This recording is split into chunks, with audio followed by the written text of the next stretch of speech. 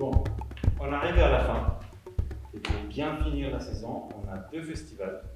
Nous, vous avez bien compris, au tableau primé, on a des moments où on se dit il faut un festival en début de saison, avec plein feu, au milieu de saison, avec la carte blanche, et en fin de saison, avec un grand festival qu'on organise.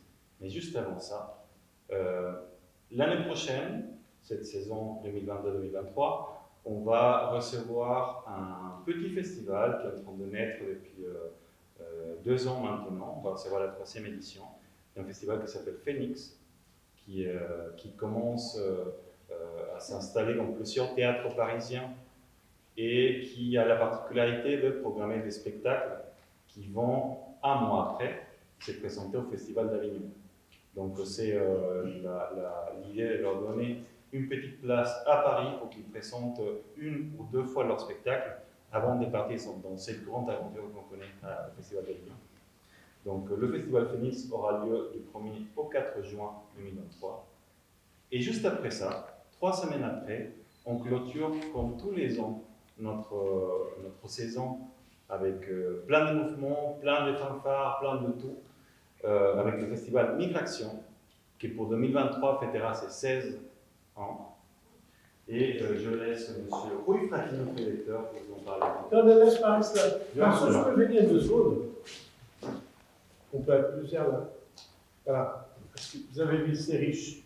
Et vous devez constater la grande énergie qu'on donne à qui des gens comme Marceau et plusieurs sont dans la salle, Tania, les jeunes puissent avoir leur place ici dedans.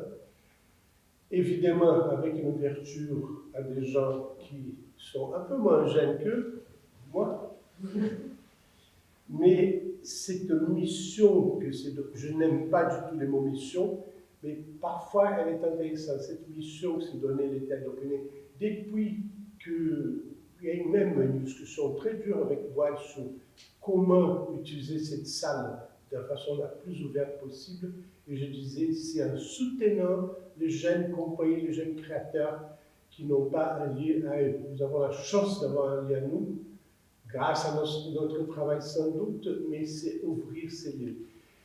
Et à cela, quand Dominique Paquet m'a proposé l'idée de que ces fameux mardis du rond-point et du 13 prennent sa place dans nos murs, je dis super, parce que c'est encore une autre possibilité de mettre en liaison des jeunes metteurs en scène, avec des jeunes auteurs, et qui, avec le temps, 1 fois par mois, on puisse travailler, trouver quelles sont les syntonies, quelles sont les questions en commun, les divergences, les conflits, etc.,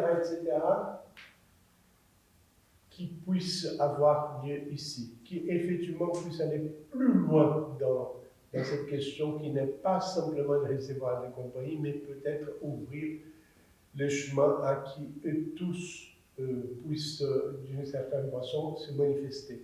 Et évidemment, pour qui les comédiens qui travaillent avec nous et qui soutiennent, je demandais à Delphine de venir, en représentant de toute la troupe des comédiens, les comédiens qui travaillent en soutenant l'existence de ces lieux, en se mettant au boulot de Toulouse à Strasbourg, là où on arrive à caser les projets d'Alain, etc.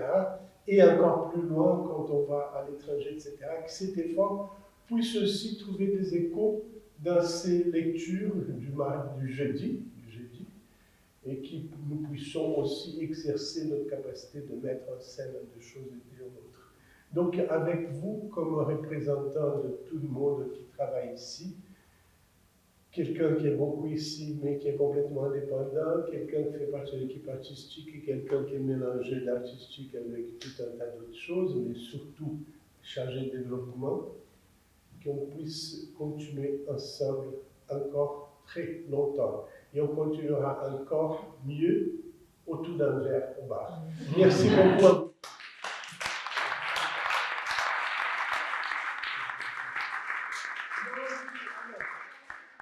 Oui. Ce festival Migration À 19h. à 19h avec notre directeur musical qui est un formidable guitariste qui a fait travailler toute Il est là? Non, il est pas là. qui a fait travailler toute la troupe, mais qui travaille aussi.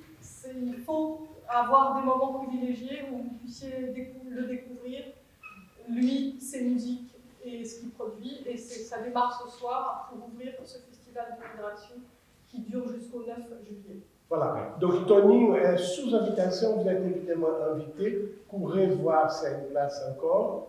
Il n'aura pas de billetterie. À partir de 19h, Tony, 19h30, ça va être plutôt parce qu'on a un peu de retard qui pousse 3 heures. Voilà.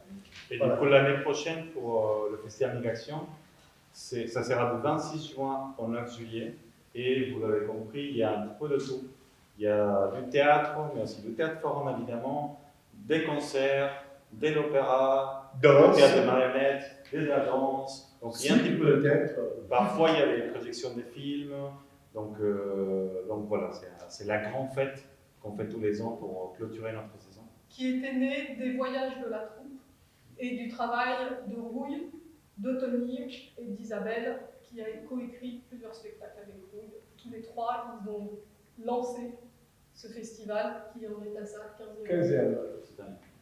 C'est-à-dire, la racine du festival, c'était Brésil Off qu'on a fait en 2005, l'année du Brésil en France, quand le Brésil était bien vu, donc un Brésil Off, et on a créé en 2005, puis 2006 on a rien fait, 2007 on rentrait des terrains, on a dit hop là, on se met à recevoir des choses bizarres, ces migrataires, ces gens passent d'un côté à l'autre, etc., etc. Ils avaient un bon exemple de ça, parce qu'ils passent bien de la cuisine à la musique et à la dramaturgie, etc. Bon, là, elle a fait une opération dedans, elle n'est pas avec nous, peut-être l'année prochaine, elle sera.